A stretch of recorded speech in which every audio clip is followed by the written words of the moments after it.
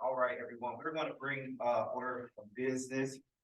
Today, we are at the Maple Heights Board of Education. No, we're not, we're at Abraham Lincoln. 6009 Dunner Road. Today is Monday, April 17, 2023. Our starting time today will be 6:02 p.m. And Mr. Preacher, can I have a roll call of the members, please? Mr. Garth. Yeah, here. Mr. Granger. Here. Mrs. Moore. Here. Mr. Blackwell. Here. Mr. Brown. Present, thank you. Maybe you all stand for the pledge of allegiance. I Pledge allegiance to the flag of the United States of America and to the republic for which it stands, one nation, under God, indivisible, with liberty and justice for all. Thank you. Next, we'll go into the adoption of the official agenda. Board members, can I have a motion to adopt today's agenda, please? Thank you. Second. Thank you. Any discussions? Can I have a roll call, Mr. Preachers? Mr. Blackwell. Yes. Mr. Garth. Yes. Ms. Granger. Yeah. Mrs. Moore. Yes. Mr. Brown. Yes, motion carries. Thank you. Next, we'll go into the reading, the approval and signing of the minutes for March 6, 2023 Committee of the Whole meeting. Can I have a motion, please? Second. Thank you, and thank you. Any discussions on any of those minutes, corrections, additions, anything like that? Seeing none, can I have a roll call, please?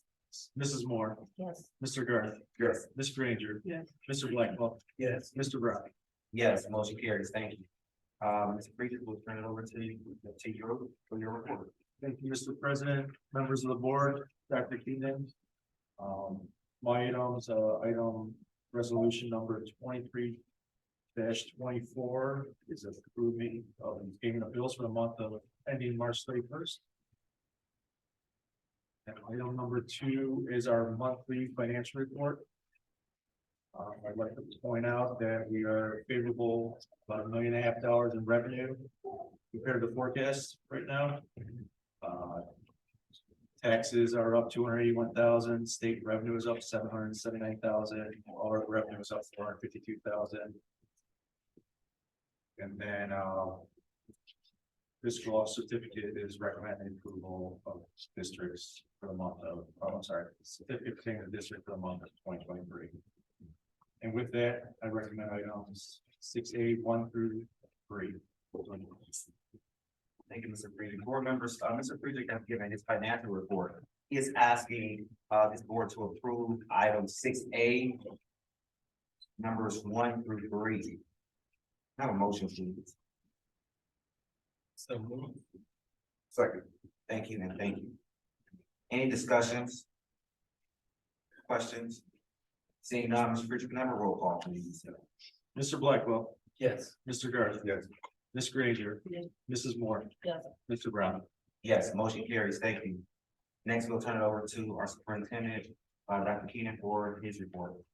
Mr. President, members of the board, Mr. Prater. My report for this evening under 7A, we're going to begin with asking Mr. Fettner, principal of Abraham Lincoln, to present the building level goals for Abraham Lincoln this evening. Yeah, and I got a. Any of that? Yes. Are you the projected funds? Yeah. Yeah. Thank you. Everybody.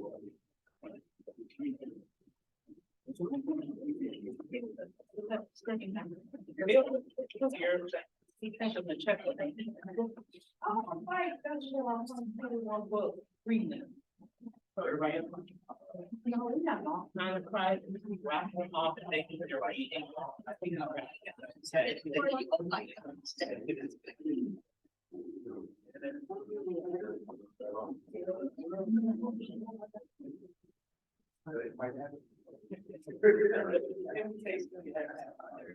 So Mr. Phil Stevenson went to check on the key, but he has the key to the screen, so I can sing if you want me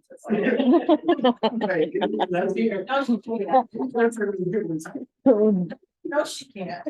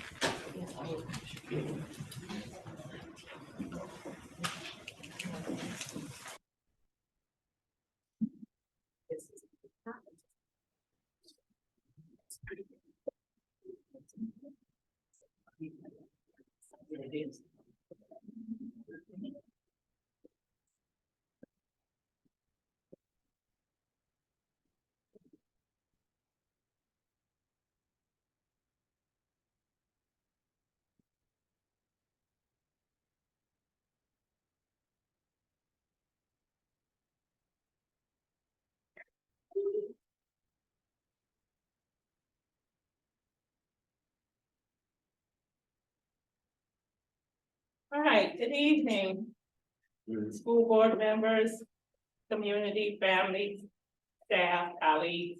Welcome to Abraham Lincoln School. I am Principal Dawn Bestetter. And I was given the task tonight to go over the building goals that we set at the beginning of the year and kind of talk about our progress at Abraham Lincoln on the goals. I do know that this is about your last stop on the tour, so that you've heard a lot of it already. So I'm gonna just highlight some things that are unique to Lincoln tonight, okay? Our first area, I want you to first see how cute our kids were. That's what that picture is, and celebrating the first day of kindergarten. It's just a wonderful time here for learning. They're new, they're fresh, they're excited, and so I just like to show that off. Academics. This is the document you have in front of you. So I realize it's very difficult to see on the screen. So under the areas of academics, we have 5 goals. And I'm going to talk about 2. The other 3 are pretty much what has already been mentioned in the other schools. The first one is attendance, and this was just an area that I mentioned because it was something that we've been working on this school year, and we are still working on. We did not meet this goal. We have tried many different strategies. I am very happy with what we have come up with for the last few months, and I look forward to carrying it into next school year. We have tried giving incentives, we have tried making threats, we have tried all of those strategies, and nothing was improving our attendance rate. So we did decide that we really need to get to the parents at this level because the students are not responsible at this age for getting themselves to school. And so we have what we would have called attendance meetings. And they've been pretty much routine, the attendance meetings, and we had let parents start doing them on Zoom because of the pandemic. And so we decided to make some changes and hold them in person. And our focus is on academics. And we want to make the parents aware of what's going on and create a partnership with them. So we did collaborate with the curriculum office and Mrs. Shy to come up with a plan. And I do have, we have these attendance meetings now. We're just starting, and we try to make the parents come in person now, try to eliminate the Zoom. And we try to talk to them about where your child is and where they need to go. And I have this, you can look at it later. We give each parent a box like this. And the school counselor and the student support coordinator have been trained on how to go over the resources with the parent, and they're all very home-friendly things, like there are links that will read stories to the kids if the parents are unable to read to the kids. There's all kind of exciting things in here. So we're really excited. We wanted to change the attendance meetings and just kind of focus on a partnership, and we need your child here and we need them to grow. So I'll leave this if anyone wants to take a look at it. The other area under academics I wanted to speak on was our ELA goal. And we said 40% of students in grades K1 who initially scored off track on the fall ELA math assessment will score on track by the spring benchmark, while no more than 10% of students who score on track in the fall will score off track on the spring benchmark. And when we first took the winter benchmark and compared it to the beginning of the year, we were not happy with the results. So we made some changes. And we are very pleased to announce that our goal was 40%, and we hit 73% in kindergarten, with 10% of them falling off track, which was our goal, for 10% or less. And we hit 41% in first grade. First grade is a time that you struggle more because they come in as non-readers and then they leave as readers. It's a big time of growth. So we are excited about the 41% that we hit in first grade. And we still had 19% of them fall off track. So we thought the goal was very successful. We have some very exciting data. This year, 89% of our kindergartners are leaving kindergarten on track. And 55% of our first graders are leaving kindergarten on track, which is an increase in first grade of 20% from last year. So we're very, very excited about that. And then the rest of the goals under academics, TBT, enhance the curriculum drive, and college and career readiness. We are on track with those goals. Moving on to diversity, equity, and inclusion, which is our third area. We had 6 goals under this area. And I'm going to speak on the last one, which is discipline. That goal said through the use of a restorative practice framework, Lincoln wanted to reduce their use of exclusionary discipline practices by a decrease in emergency removals, suspensions by the end of the year. We have had 4 emergency removals. We don't suspend here. We've had 4 emergency removals this school year. So, you know, it's kind of hard to increase this, but we keep this as a goal in an area of focus because we want to focus on how many students are being removed from class. So at Lincoln, that's going to be our focus, trying to keep the students in the classroom. So we continue to work on that goal. And then in the area of communication, which is the last area, we have the student news goal, the streamlined technology, the community room goal, and the parent and technology goal. The parent and technology goal remains a focus here at Lincoln. We were able to introduce the parents to some technology. We had a table set up at some of our events, but we would like to continue to get them more active in using the online resources to monitor their child's progress and communicate with teachers. And then the family and community engagement goal, we continue to maintain that as an area of focus. We have seen an increase in activities for families and community engagement. We would like to see here at Lincoln, the staff become more involved. So that remains an area of focus. And those are the goals that we wanted to highlight here in Lincoln. Are there any questions? I have some. So when we're looking at the academics, we're talking about students that are off track going on to next grade. So I think you said 41% of the first graders are on track. So what is that, 39? No, I'm wrong. So 50, I'm sorry. So what are you doing to support those? Because is the gap going to continue to grow as they matriculate through the grade? Because there's already a gap right now. What are we doing to support those students now so that that gap doesn't grow as they grow? okay, and it's actually 41% moved from off track to on track. We have a total of 55% that were on So what are track. you doing for that? So we did switch how we were doing things when we received the winter benchmark data. We use our intervention teachers and we switched our whole structure in the morning. And we used our 4 intervention teachers, our title teacher, and our reading recovery teacher. And they now push into the classrooms for at least an hour. Some are an hour and a half. We looked at the data and we identified the classes who needed more support and they received a little more time. And they collaborate with the teachers.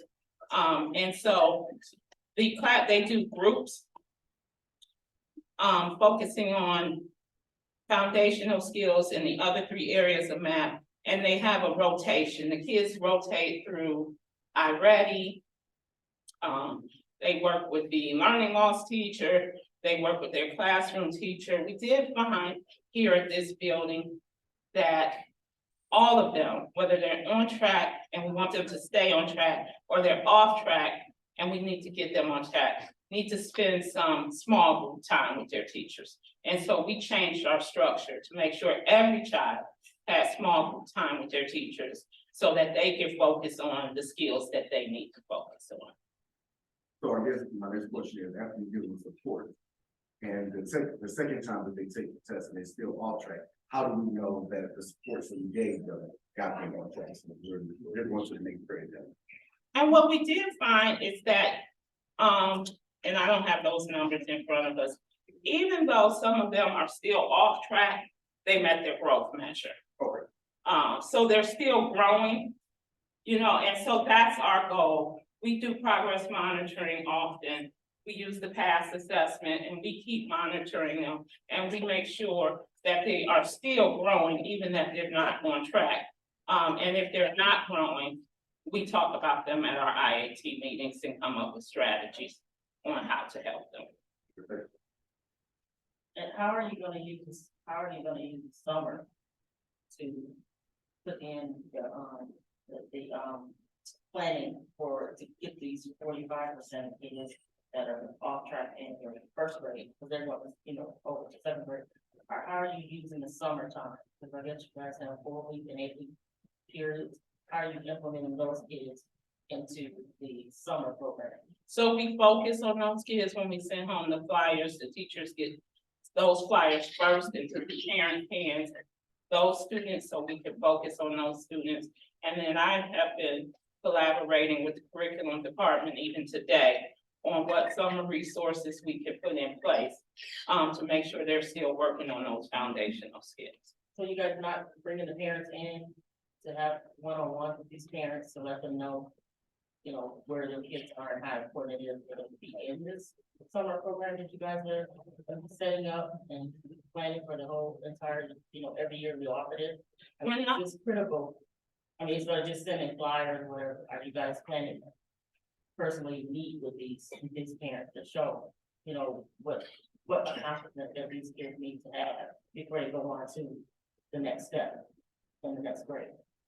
So we're not personally bringing them in, but the teachers are reaching out to them and saying, your child is not on track. You really need them to participate in this program. And then we have meetings scheduled with those who are really not making progress to talk about what the next step should be with that child. That's my question. Yeah. So with the attendance go and that process and having the parents come in, did any of them explain what their challenges are as far as getting their kids here, coming to school? Yes, they all have an opportunity to kind of discuss and brainstorm what the challenges are. They range from work schedules to transportation issues to illness, it just varies. But those are popular ones. What is the? We are at currently our goal is 95. And I think we're like at 89. I thought that the goal was 90% to go. Oh, 90%, yes. Yes, and we're in the 80s. We teeter around 82, 83. We haven't made much progress outside of that. I'm shocked. I thought that those people were higher. I don't know. This was my question. What's, as far as the buildings like, so who has the rules to, just the same? Which building would you say have the lowest? It would be the high school. I can answer all those questions. Do you want me to answer now? So I would say the high school and middle school probably struggle with attendance the most. Probably have the lowest attendance rate and the highest rate of chronic absenteeism. After that, it would be Lincoln, then followed by Obama, and then the best right now is JFK, who has met their goal. They're about 3% under, both in the attendance rate and for chronic absenteeism. Thank you so much. We are solely dependent on parents getting them here, so it has been, Lincoln did see a decrease in chronic absenteeism from last month, and they are better than they were last year. So it's not like all is lost. It's just, better than last year, but not exactly where we want. Is this building 100% no. Did you say 100% bus? But, oh, yeah, Yes. Oh, no, 2 miles. We're like everyone else.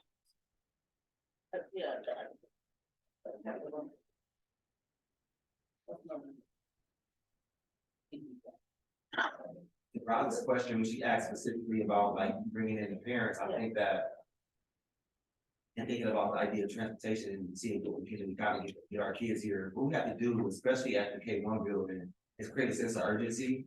Like we understand the struggles that our parents may have, especially given, the population and demographics of our parents.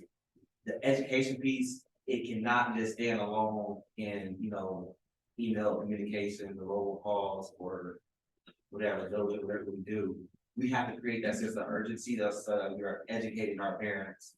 So that means they may need to be forced, into the school, really, so we can say, this is where your kid is, and help them understand what is RTI, what is the pass assessment, because I don't really care about that test. They're gonna graduate in high school, they're gonna pass that one, right? So creating that sense of urgency around how critical it is for them to be here every day, that's going to impact and set them up for success in the future. So I think that we could do a little bit more tinkering with just some of these strategies or initiatives. And again, I know it's gonna be tough because parents are working still, like you can't deny the fact that they still do have these real life situations going on. But I think that we just can't let it be an excuse, and just got to create that sense of urgency and build in those supports, like the ones you think we already provided, and continue to keep up whatever we have. And I think that's gonna help us better when we get to JFK, when we get into Obama, middle school, high school, etc. The question that I had was not necessarily a question. I think that when you're talking about diversity, equity, and inclusion, this is the goal number 6. It's awesome they're not suspending kids when they first start in school. That doesn't make sense. And even for emergency removals, it's to be prevented.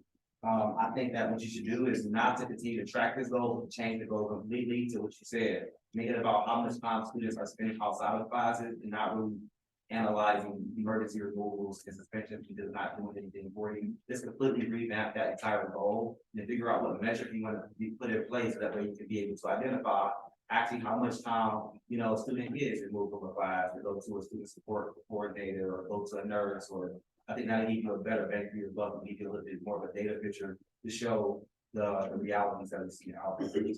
I agree. Thank you. Thank you, board members. Anybody else have any other questions? Thank you so much, Professor. I appreciate it. Thank you.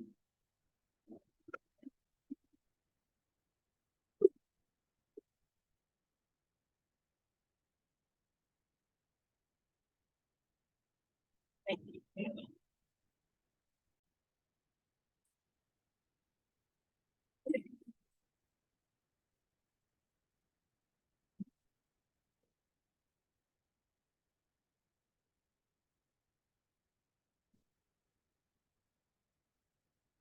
Thank you, Ms. Bestsetter, for your presentation and congratulations on the results. 70% kids that were off track going on track is pretty impressive, and 40% of kids that were off track going on track is impressive as well. For my recommendation for this evening, I'm recommending to the board 7B 1 through 5, 7C 1 through 3, and I'd like to move 10A up into the voting items in my report, if we can do that before we go into the executive.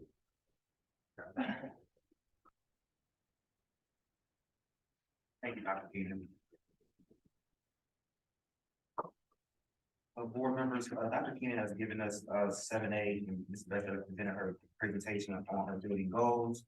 The superintendent is asking for approval for item 7B, items 1 through 5. 7C 1 through 3. And then 10A. That's a little. Have a motion, please. Second. Thank you, and thank you.